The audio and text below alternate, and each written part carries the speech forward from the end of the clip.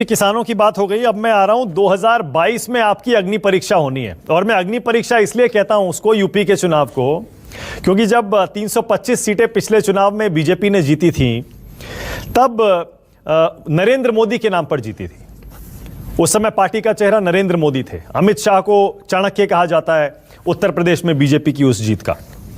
2022 की अग्नि परीक्षा के बारे में आपने कुछ तैयारी की, अपने बारे में कुछ सोचा है क्या कि बहुत बड़ा बोझ आपके कंधों पर होगा 325 सीटों के उस प्रदर्शन को दोहराना? 2022 में देखिए, प्रधानमंत्री मोदी जी का मार्गदर्शन और सानिध्य पूरे राज्य को निरंतर प्राप्त हो रहा है। माननीय गृह मंत्री जी का मार्गदर्शन और सानिध्य पूरे प्रदेश को निरंतर प्राप्त हो रहा है। माननीय राष्ट्रीय अध्यक्ष श्री जेपी नड्डा जी का मार्गदर्शन और सानिध्य पूरे प्रदेश को निरंतर प्राप्त हो रहा है, पूरी भारतीय जनता पार्टी को प्राप्त हो रहा है।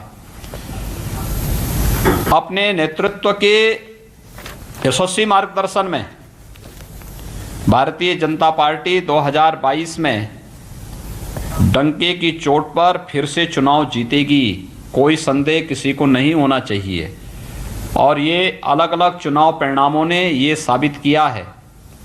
2017 के विधानसभा चुनाव ने, 2019 के लोकसभा चुनाव ने, और उन लोकसभा चुनाव के बाद दो उपचुनाव यूपी के अंदर हुए हैं। इन सभी ने साबित किया है।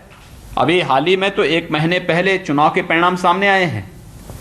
7 में से 6 सीट भारतीय जनता पार्टी जीती है। इसलिए मान के चलिए 2022 में भारतीय जनता पार्टी प्रचंड बहुमत के साथ फिर से सत्ता में आएगी और अपने लोक कल्याण, गांव, गरीब, किसान, नौजवान, महिलाएं, इन सब के उत्थान के कार्यक्रम को तो आगे अपने इसी युद्ध स्तर पर आगे बढ़ाएगी। उत्तर प्रदेश को सर्वोत्तम प्रदेश बनाने, हर एक नागरिक को सुरक्षा, हर एक को सम्मान देने के इस अभियान को और तेजी